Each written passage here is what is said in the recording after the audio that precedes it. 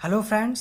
तो हम लोगों ने पिछले वीडियो में टोटल 20 क्वेश्चंस को डिस्कस कर लिया था निमसेट 2020 रीजनिंग सेक्शन के।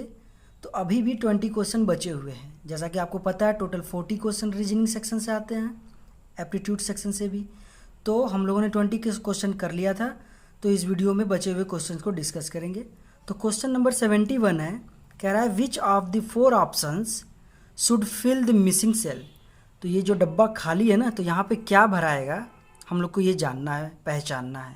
ठीक है, तो ध्यान से देखेंगे तो इसमें कितने वर्टिकल लाइन है, एक वर्टिकल लाइन, इसमें 2 वर्टिकल लाइन और इसमें 3 वर्टिकल लाइन।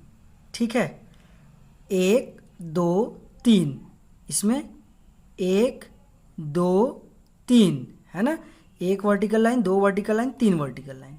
इसमें एक वर्टिकल लाइन, 3 वर्टिकल लाइन, लेकिन यहाँ तो खाली है, यहाँ क्या होगा, मतलब 2 वर्टिकल लाइंस आएंगी।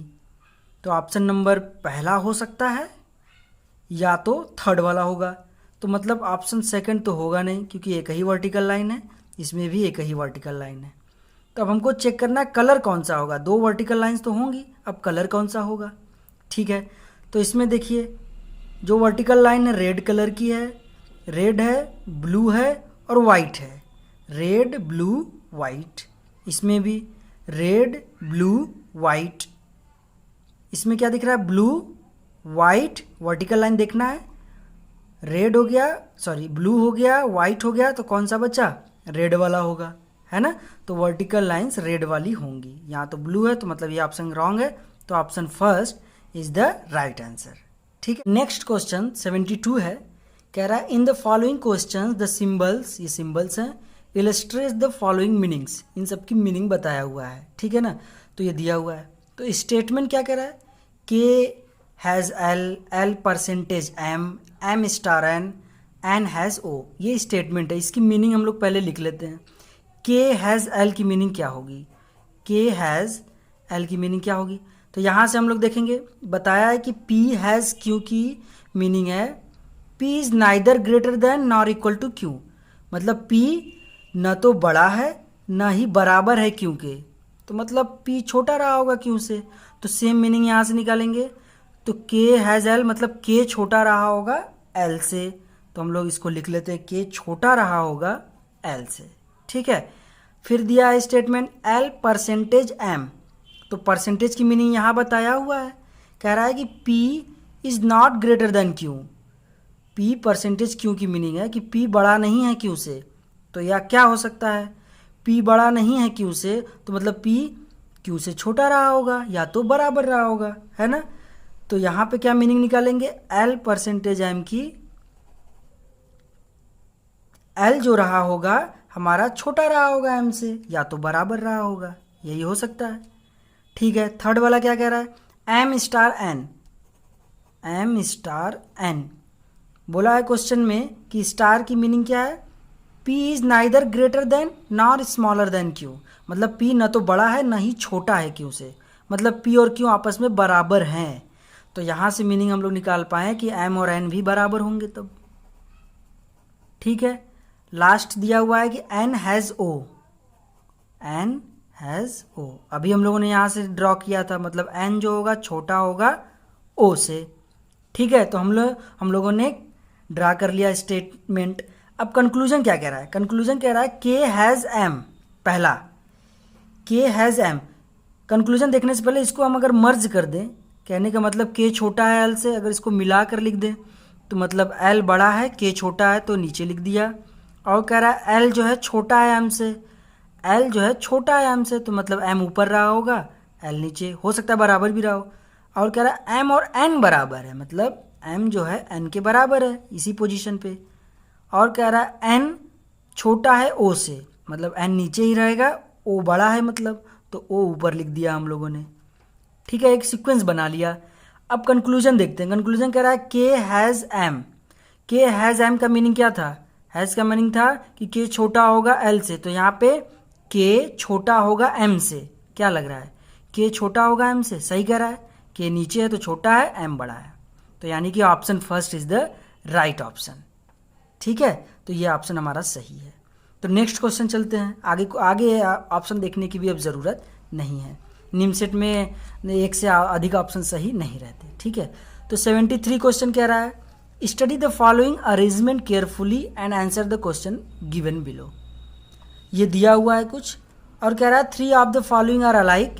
इन 4 ऑप्शन में 3 सेम है और एक जो कि इस ग्रुप से अलग है थोड़ा, ठीक है ना। जो ऑड है हमें वही बताना है। तो ध्यान से देखें, पहला ऑप्शन है RW4, तो इसमें R कहाँ लिखा हुआ है? R यहाँ लिखा हुआ है। तो RW4 मतलब R के पहले लेफ्ट में जाना है सेकंड नंबर पे, फिर R के राइट में जाना है सेकंड नंबर पे। पहले लेफ्ट गया है फिर राइट गया है, ठीक है। तो RW4। अब सेकंड ऑप्शन देखते हैं, 9QA लिखा है। 9 कहाँ पर दिख रहा है? 9 यहाँ दिख रहा है, लेकिन Q इसके आसपास कहीं नहीं दिख रहा, तो इसको छोड़ देंगे, आगे बढ़ेंगे। 9 यहाँ दिख रहा है, तो बोला है 9QA, तो 9QA ये पहले राइट में गया है फिर लेफ्ट में गया है, लेकिन इस वाले में क्या था? पहले लेफ्ट फिर राइट, ठीक है। अब थर्ड पे चलते हैं, $3B, तो 3 देखते हैं कहाँ है? 3 यहाँ पर है, फिर B ये लेफ्ट में गया है, फिर डॉलर ये राइट में गया है, मतलब लेफ्ट राइट। तो पहला वाला ऑप्शन की तरह ही गया है C वाला, तो B थोड़ा अलग है, तो D चेक कर लेते हैं। 5FG, 5 कहाँ पर है? यहाँ, फिर F मतलब पहले लेफ्ट गया है, फिर G मतलब पहले फिर बाद में राइट गया है। तो मतलब A ऑप्शन, C ऑप्शन और D ऑप्शन में पहले लेफ्ट जाना है फिर राइट, लेकिन B ऑप्शन ने पहले राइट गया था, तो ऑप्शन B जो होगा इस ग्रुप से बिलोंग नहीं करेगा। तो option B is the right answer, ठीक है। नेक्स्ट क्वेश्चन कह रहा है 74, if there are no dancer that aren't slim. कहने का मतलब है कोई भी ऐसा डांसर नहीं है जो कि स्लिम नहीं है। तो इसका मीनिंग क्या निकल रहा है? कोई भी ऐसा डांसर नहीं है जो कि स्लिम नहीं है, तो मतलब सभी डांसर स्लिम है, यही कहने का मतलब है। तो हम इसको ड्रॉ कर लेते हैं। कह रहा है सभी, पहला हम लोगों ने कंक्लूजन निकाला है कि सभी dancer, all dancer are slim, ये पहला कंक्लूजन ड्रॉ किया। और दूसरा आगे पढ़ते हैं, कह रहा है no singers that aren't dancer. कह रहा है ऐसा कोई सिंगर नहीं है जो कि डांसर ना हो, मतलब कोई सिंगर नहीं है जो कि डांसर नहीं है, ऐसा कोई सिंगर नहीं है, तो मतलब सभी सिंगर्स डांसर हैं, कंक्लूजन यही निकल रहा है। तो मतलब ऑल सिंगर्स आर डांसर, ठीक है। अब इसको हम लोग ड्रॉ कर लेते हैं, कैसे? Figure, all dancers are slim, तो ये डांसर हो गया, ऑल डांसर आर स्लिम, ठीक है। तो ये फिगर में दिख रहा है साफ साफ कि सभी डांसर स्लिम है, स्लिम के अंदर है। और दूसरा क्या है? ऑल सिंगर्स आर डांसर, सभी सिंगर्स डांसर हैं, तो डांसर के अंदर ही होंगे सभी सिंगर्स, तो हमने ये बना लिया, ठीक है। All singers are dancer. तो अब पढ़ते हैं कंक्लूजन, क्या लिखा है? There is not one slim person that isn't dancer. ये स्टेटमेंट जो दोनों हम लोगों ने ड्रॉ किया था, दोनों पॉजिटिव स्टेटमेंट है, दिख रहे हैं, लेकिन कंक्लूजन में क्या निकला? निगेटिव वाला। तो ऑप्शन ए तो सही हो ही नहीं सकता, क्योंकि दोनों स्टेटमेंट पॉजिटिव हैं, तो कंक्लूजन भी निगेटिव निकलेगा, ठीक है। ऑप्शन बी कह रहा है ऑल सिंगर्स आर स्लिम, तो यहाँ से देखिए ऑल सिंगर्स आर स्लिम, ये स्लिम के अंदर ही हैं, तो ऑल सिंगर्स आर स्लिम, तो option B is the right answer, ठीक है। क्वेश्चन नंबर 75 कह रहा है if in a certain language, ये जो लिखा है इज द कोड, ये कोड है फॉर इंटीमेट, ये इंटीमेट का कोड है। Which word has the code, ये जो कोड है वो किस वर्ड का लिखा गया है, ये हमें बताना है, ठीक है। तो पहले हम इसको डिकोड करते हैं, ये कैसे लिखा है? लिखा है पहले ITNIETAM,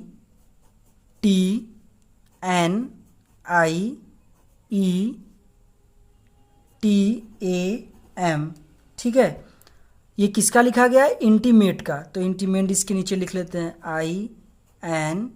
INTIMATE। तो हम लोग इसमें पैटर्न ढूंढेंगे, कोड डिकोड करेंगे इसे। तो ध्यान से देखने पे क्या लग रहा है कि ये आई, ये यहाँ पर लिखा गया हो, या तो हो सकता है ये वाला आई इसके सामने लिखा गया हो सकता है, और ये टी दिख रहा है यहाँ लिखा है, और ये एन इधर लिखा है। तो इससे पैटर्न नोटिस कर पा रहे हैं कि ये यहाँ पर उठा कर रख दिया है, ये यहाँ पर उठा कर रख दिया है ना, और ये कभी सामने नहीं होता, ठीक है ना। तो ये कहीं ना कहीं ये इसको उठा के यहाँ रखा है और ये वाला उठा कर यहाँ रखा है, ठीक है। अब इन चारों में देखिए, ई उठा के लास्ट में रख दिया है, सेम एम उठा के एकदम आगे, और फिर ये टी इधर, ए इधर, ठीक है। तो मतलब सबसे पहले जो भी वर्ड लिखा था उसको 2 इक्वल पार्ट में डिवाइड कर लिया, 2 इक्वल पार्ट में, फिर उसके बाद फर्स्ट को लास्ट में, लास्ट को फर्स्ट में, ऐसे करने लगा। तो हम लोग सेम प्रोसीजर अपनाएंगे। पहले लिख लेते हैं क्या दिया हुआ है, T R E V N I E T A R B I, ठीक है। तो हम लोग क्या करेंगे, सबसे पहले 2 इक्वल पार्ट्स में डिवाइड करेंगे। तो क्या है, कितने हैं पहले, 3 3 6 3 9 12 है, तो 6 6 में डिवाइड हो जाएगा, ठीक है, यहाँ तक। और ये डिवाइड कर लिया तो क्या होगा, ये टी उठाकर यहाँ आ जाएगा, बस हमको इधर करना है। ये वाला आई उठकर यहाँ आ जाएगा, आर उठकर यहाँ आ जाएगा, एन इधर आ जाएगा, हो रहा है ना इधर। अब ई इधर आ जाएगा, वी इधर आ जाएगा, ठीक है। सेम कॉन्सेप्ट यहाँ भी वही लगाएंगे, ई हमारा यहाँ आ जाएगा, आई इधर आ जाएगा, टी इधर आ जाएगा तो बी इधर आ जाएगा, ए इधर आएगा तो आर हमारा यहाँ आ जाएगा, ठीक है। तो हम लोग ऑप्शन मैच करा लेते हैं, कौन सा बना, ये क्या लिखा है, इनवर्टिब्रेट। तो ऑप्शन कौन सा सही होगा, तो ऑप्शन सी दिख रहा है, इनवर्टिब्रेट। तो option C is the right answer. Next question चलते हैं, 76। क्या कह रहा है, कह रहा है sum of ages of Anu and Bhanu is 10 years more than the sum of ages of Bhanu, Chanu and Dhanu. तो हम लोग इसको लिख लेते हैं, किसका सम है, ages of Anu and Bhanu. तो लिख लेते हैं, अनु को ए से लिखते हैं, भानु को बी से। कह रहा है sum of ages of Anu and Bhanu age, ये 10 ईयर्स ज़्यादा है, 10 years more than the sum of ages of, किसका सम करना है, भानु, चानू एंड धानु का, मतलब बी, सी और डी। और 10 ईयर्स कौन ज़्यादा है, ये वाला 10 ईयर्स ज़्यादा है। तो अगर हम इसमें 10 ईयर्स ऐड कर देंगे तो दोनों बराबर हो जाएगा ना। तो ये इक्वेशन बना के रख लिया हम लोगों ने। अब नेक्स्ट पढ़ते हैं आगे। कह रहा है average age of Chanu and Dhanu is 19 years. Average हम लोगों ने पढ़ा है, कैसे निकालते हैं, sum of observation upon total number. तो यहाँ पे चानू एंड धानु है, तो मतलब सी प्लस डी, कितने लोग हैं, 2 लोग, तो ये एवरेज है, इज इक्वल टू 90 दिया हुआ है। तो इसको हम अगर 2 इधर मल्टीप्लाई करा दें तो आ जाएगा C plus D equal to 38। ये दूसरा इक्वेशन निकाल लिया। आगे पढ़ते हैं, लिखा है find the average age of Anu and Dhanu. तो मतलब क्या पूछ रहा है हमसे, ए प्लस डी बाई 2 पूछ रहा है, ठीक है। मतलब average age of Anu and Dhanu ये पूछ रहा है।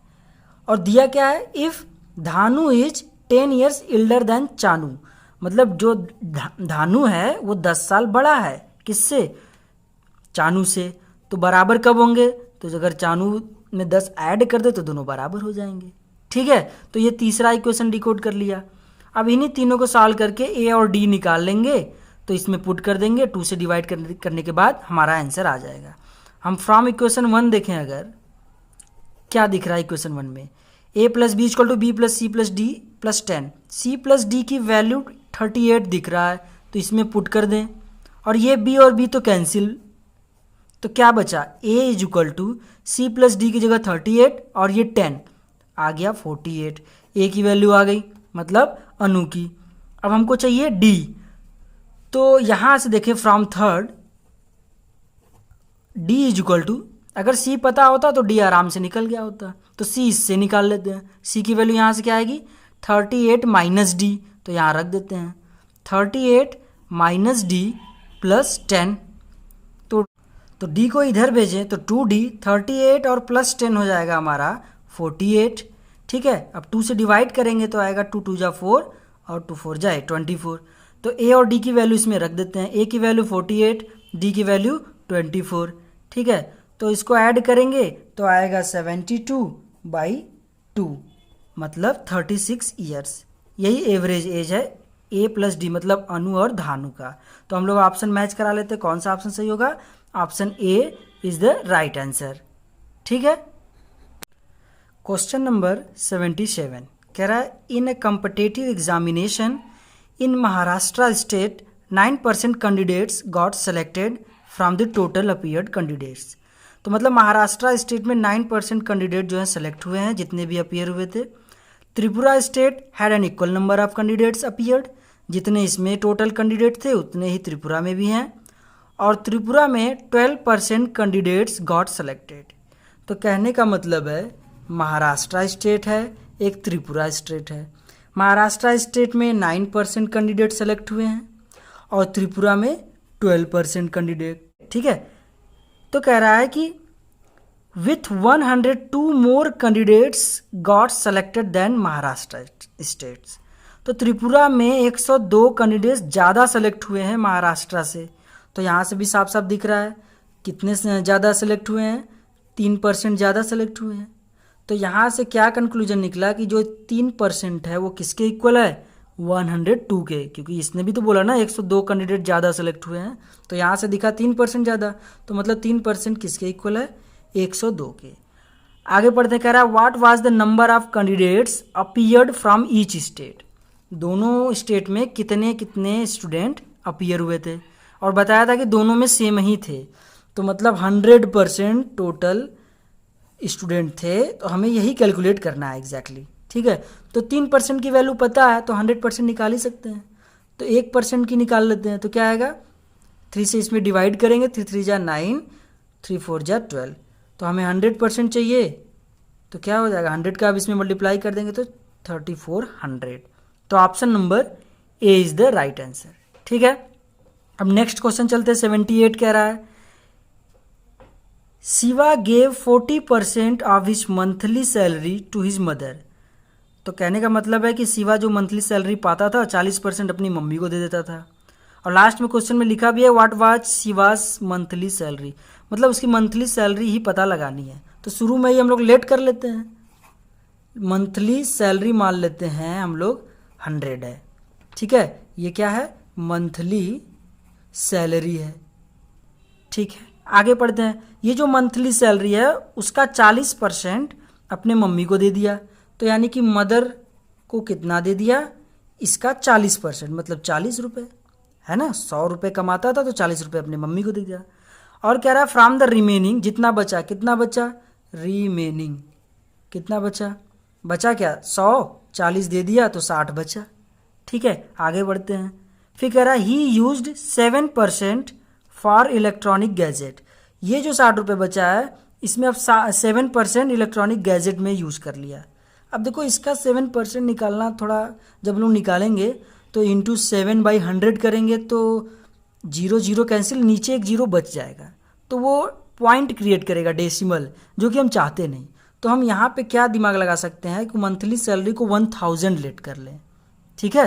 तो अब क्या होगा, अपनी मम्मी को 40% देगा, मतलब 400 रुपये अब देगा। तो अब उसके पास कितना बचा, 600 बचा। अब यहाँ से जो 7% इलेक्ट्रॉनिक गैजेट पे यूज किया है आराम से निकाल सकते हैं। तो इसका 7% निकाल दें, मतलब 600 का 7% इलेक्ट्रॉनिक गैजेट पे इस्तेमाल किया तो कितना आ जाएगा।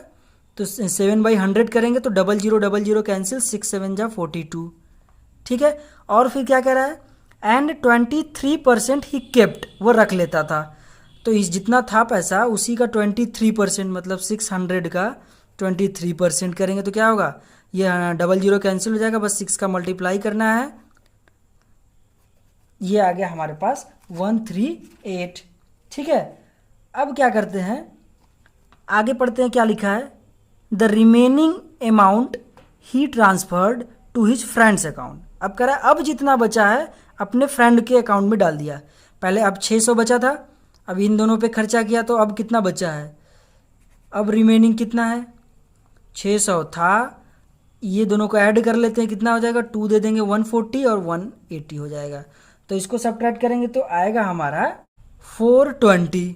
ठीक है। ये रिमेनिंग आया, इतना ही पैसा अपने फ्रेंड्स के अकाउंट में डाल दिया है। ठीक है। अब आगे पढ़ते हैं। कह रहा है the sum of the amount he gave to his mother and he transfers to his friend was इतना। कहने का मतलब है जितना उसने अपनी मम्मी को दिया था, कितना दिया था 400, और he transfer to his friend account, friend account में कितना ट्रांसफर किया 420, इन दोनों का सम कितना दिया है 41000, इन दोनों का सम किसके इक्वल है 41000। तो उसकी सैलरी पूछ रहा है, मतलब 1000 की वैल्यू वही लेट किए थे हम लोग। तो इसको अब सॉल्व कर देंगे, ऐड करेंगे तो कितना आएगा 820, 41,000 के इक्वल होगा।